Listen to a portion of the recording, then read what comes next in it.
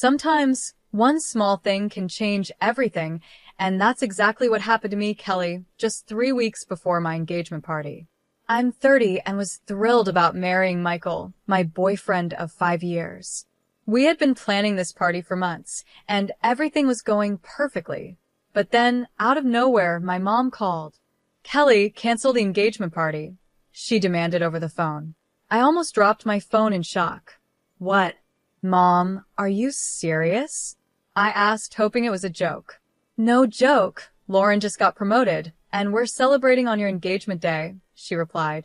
Lauren, my younger sister by 4 years, has always been the favorite of my parents. But this was a whole new level of craziness. "Mom, come on. I've been planning this for so long. I'm not canceling just because Lauren got a promotion at work," I said, trying to stay calm. "Don't be selfish, Kelly. This is a big deal for your sister.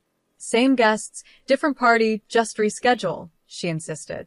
I felt my anger rising. "No way, Mom. This is my engagement we're talking about.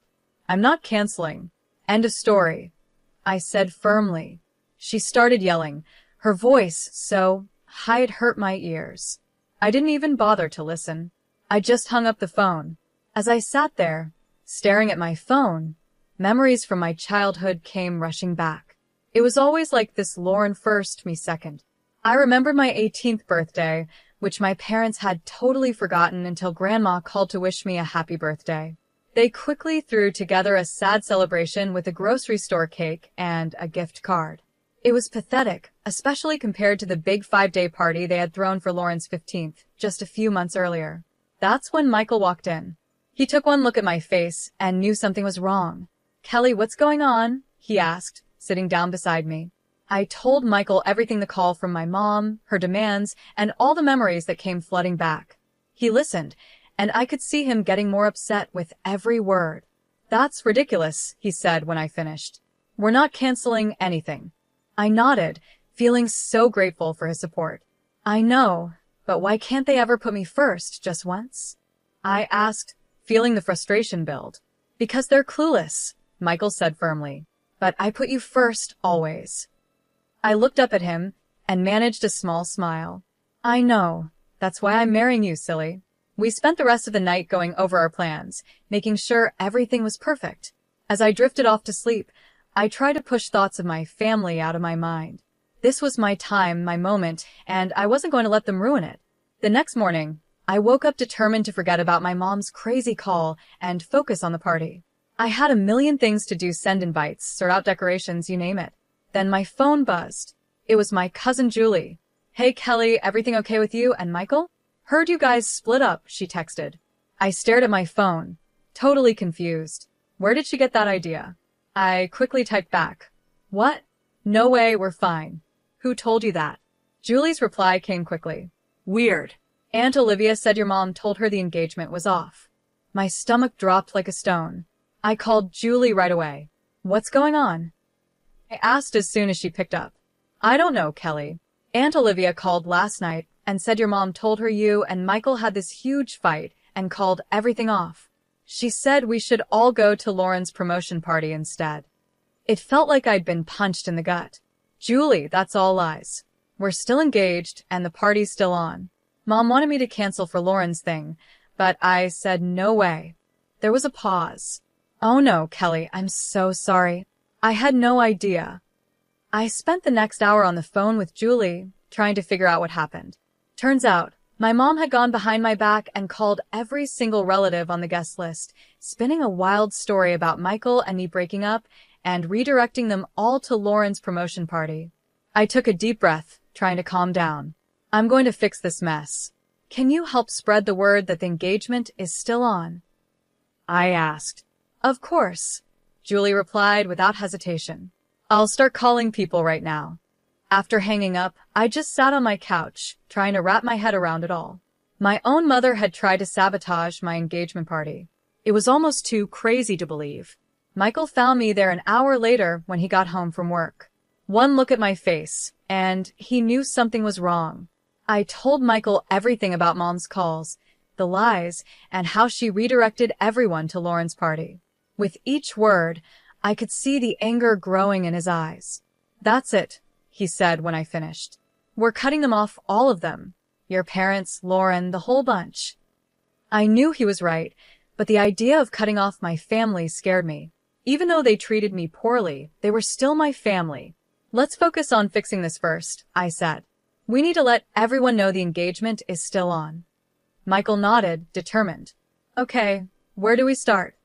We spent the rest of the night doing damage control, sending emails, making calls, and posting on social media. I wrote a long message explaining everything and sent it to everyone on our guest list. It was exhausting and humiliating, having to explain over and over that no, Michael and I hadn't broken up, and yes, the engagement party was still happening. By the time we finished, it was way past midnight. My voice was hoarse from all the talking, and my eyes burned from staring at screens. "We did it," Michael said, pulling me into a hug. "It's going to be okay." I wanted to believe him, but I couldn't shake the feeling that this was just the beginning. Mom's betrayal had opened up old wounds, all the times I'd been overlooked, all the times Lauren had been the favorite. It all came rushing back.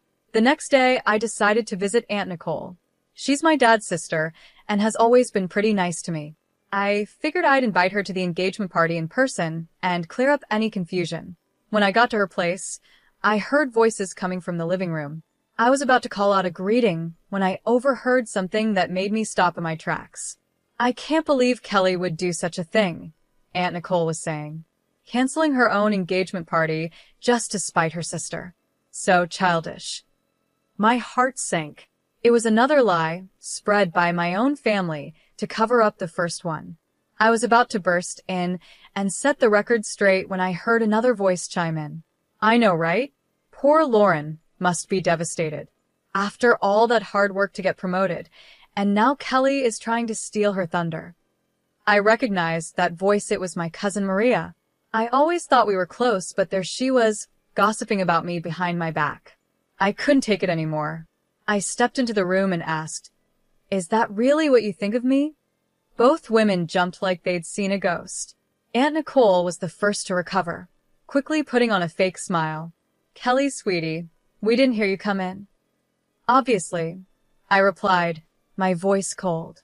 "I came to invite you to my engagement party, but it seems like you've already made up your minds about me." Maria at least had the decency to look embarrassed. "Kelly, we didn't mean..." "Save it." I cut her off. "I want to know exactly what Mom told you." For the next hour, I listened as they revealed everything about Mom's twisted story. According to her, I had a tantrum when I heard about Lauren's promotion and demanded she reschedule her celebration. When Lauren refused, I supposedly canceled my own engagement party out of spite, saying I'd rather not get married at all than share the spotlight. It was just another lie from my family. By the time they finished, I was trembling with anger. "None of that is true," I said, my voice shaking. "Mom called me and demanded I cancel my engagement party for Lauren's celebration. I said no, and now she's spreading lies to sabotage me." I told them everything: the forgotten birthdays, the constant comparisons, years of feeling like I was never good enough. By the time I finished, both women were in tears. "Oh, Kelly," Aunt Nicole said, reaching for my hand. "We had no idea. We should have known better than to believe such crazy stories." I took a deep breath, trying to calm down. "Look, I appreciate the apology, but right now I need your help. The engagement party is still on, and I need you to spread the word. Can you do that?" They both nodded eagerly, relieved to have a chance to make things right. As I left Aunt Nicole's house, I felt all mixed up, angry at Mom's betrayal, hurt that my family so easily believed the worst about me, but also a bit hopeful. At least some of the truth was out now. The big day arrived, and I was a bundle of nerves. As Michael and I walked up to the hall, I held my breath as we pushed open the doors, bracing myself for whatever mess we might find inside. But holy cow, I couldn't believe my eyes. The place was buzzing with people. Smiling faces turned to greet us, and a warm, fuzzy feeling washed over me. The room was packed with relatives, not just the ones we had managed to reach the day before, but faces I hadn't seen in ages.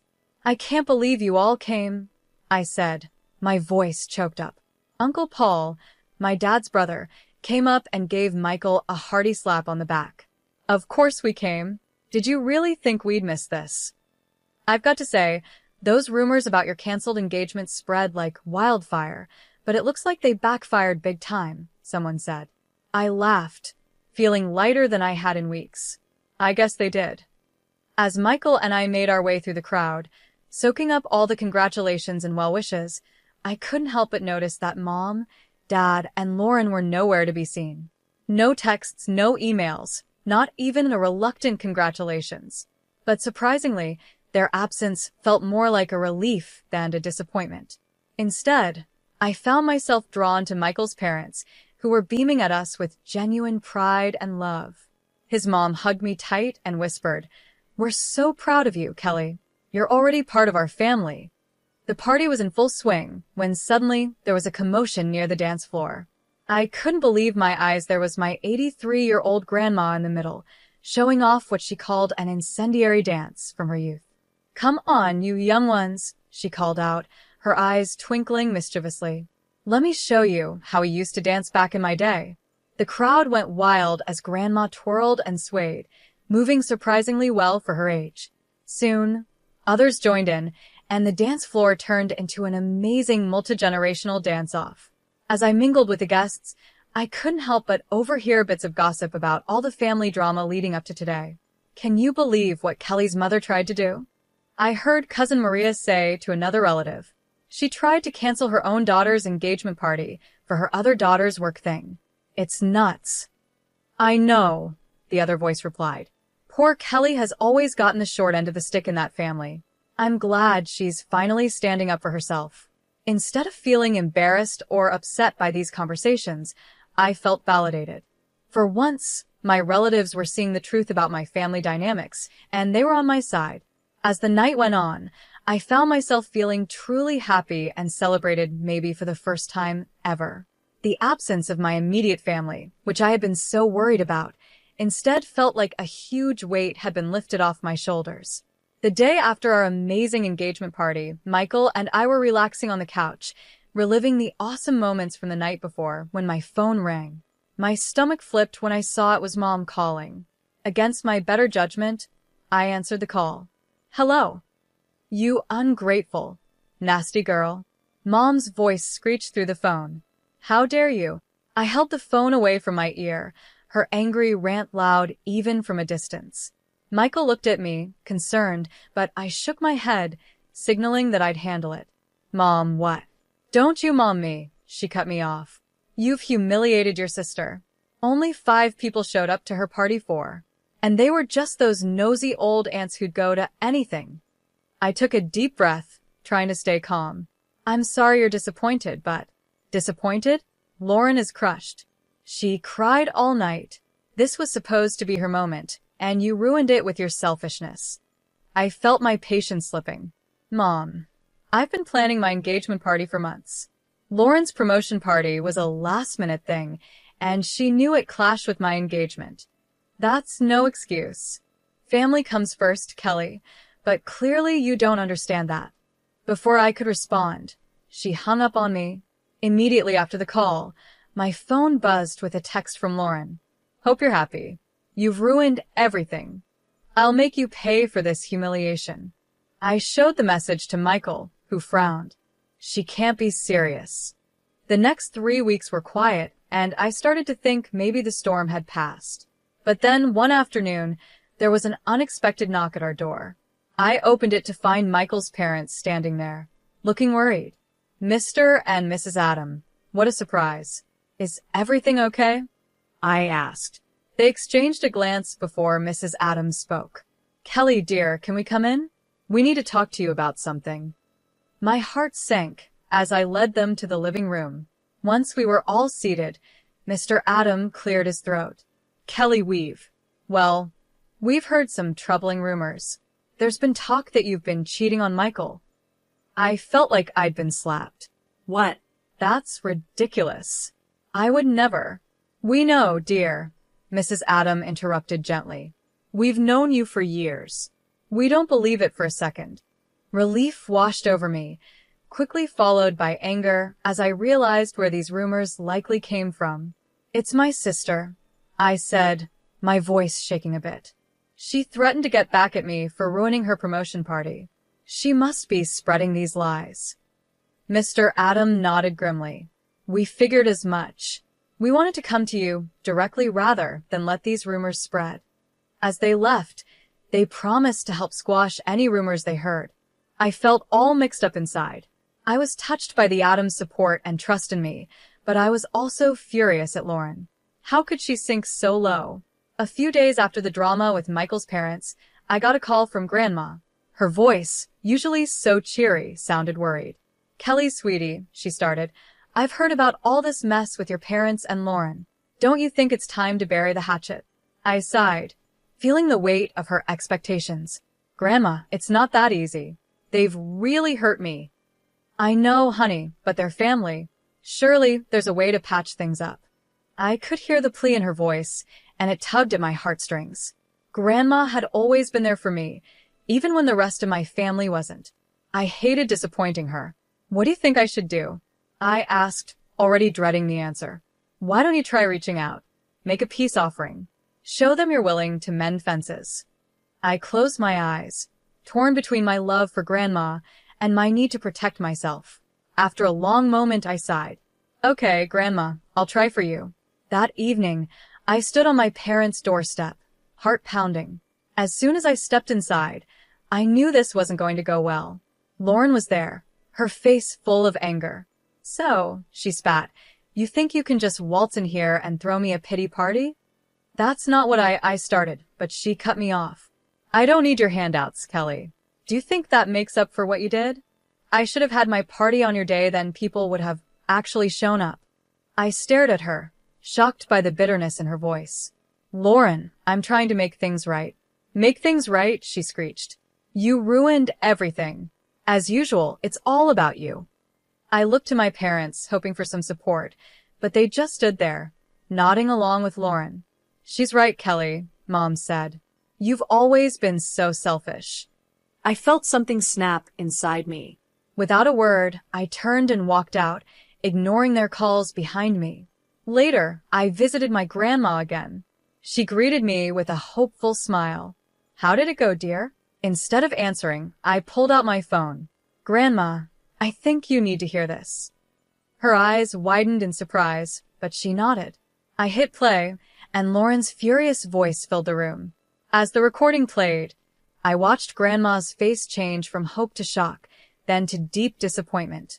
When it finished, there was a long silence. Then, to my surprise, Grandma reached out and took my hand. Oh, Kelly, she said, her voice thick with emotion. I'm so sorry. I had no idea it was this bad. I owe you an apology, Grandma said. I shouldn't have pushed you to reconcile. I felt tears well up in my eyes. It's okay, Grandma. You didn't know. She shook her head. No, it's not okay. I should have believed you from the start. I just wanted so badly for our family to be whole. We sat in silence for a while, both thinking about what had happened. Finally, Grandma spoke again. Kelly, dear, I want you to know something. Family isn't just about blood. It's about love, respect, and support. And from what I've seen and heard, Michael and his family give you that. Don't let anyone make you feel guilty for choosing your own happiness. The morning after my heart-to-heart with Grandma, I woke up to my phone buzzing like crazy. It was a flood of angry texts from my parents.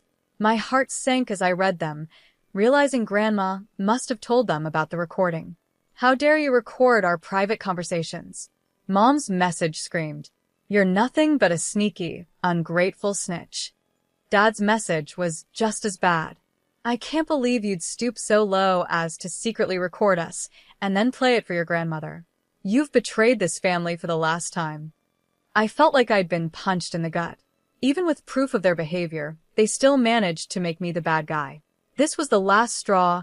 I was done with my toxic family. In the weeks that followed, I tried to focus on work and my life with Michael, but Lauren had other plans. Her spitefulness went into overdrive as she started harassing me. It began with whispers at work. Colleagues would go silent when I walked into a room, only to start whispering again as soon as I left. I soon found out Lauren had been spreading nasty rumors about me, from calling me incompetent to telling outright lies about my personal life. Then came the anonymous messages on social media. Hateful comments popped up on my posts, each one nastier than the last. I couldn't prove it was Lauren, but the tone and content left little doubt in my mind. But Lauren's cruelty reached a new low when she tried to contact Michael. One evening, he came home looking troubled. "Kelly, I got a weird call today," he said. "It was Lauren. She tried to tell me you were cheating on me." I felt the blood drain from my face. What? "Michael, you know that's not true." He quickly reassured me. "Of course, I know that." I shut her down right away. "But Kelly, this is getting out of hand." I nodded, feeling a mix of anger and exhaustion. "I know. I just don't know how to make it stop." I didn't have to do much. Lauren's obsession with revenge started to backfire on her. She became so focused on trying to make my life miserable that her work began to suffer. She spent more and more time plotting against me, and her coworkers noticed. They saw her constantly whispering and spending long stretches on her phone instead of doing her job. It wasn't long before her bosses noticed too. I heard through the office grapevine that Lauren received an official warning for her poor performance. But even that didn't seem to slow her down. Then, about a month into her harassment campaign, the news broke Lauren had been demoted. The irony was clear to everyone. The promotion she had been so desperate to celebrate, the one that had started this whole mess, was now taken away. After the drama with Lauren finally settled down, I threw myself into wedding planning like it was my full-time job. We finally picked a beautiful outdoor venue, a fairy tale garden with a charming gazebo where we'd say our I dos. As we stood there, imagining our big day, Michael gave my hand a gentle squeeze. "Are you happy?" he asked softly. I looked up at him, feeling all warm and fuzzy inside. "Happier than I've ever been," I replied, and I truly meant it. With the venue set, we moved on to choosing our wedding party. I asked my closest friends, the ones who had stuck by me through all the craziness, to be my bridesmaids. They all said yes, which made me even more excited. Then came the guest list. I sat at our dining table, addressing envelopes to all the relatives and friends who had supported us during the past few chaotic months. As I wrote each name, I felt a deep sense of gratitude for these people who had shown me what real family is all about. But when I got to the bottom of my list, I paused. There were 3 names I hadn't written: Mom, Dad, and Lauren. I stared at those blank spaces, feeling a swirl of emotions inside me.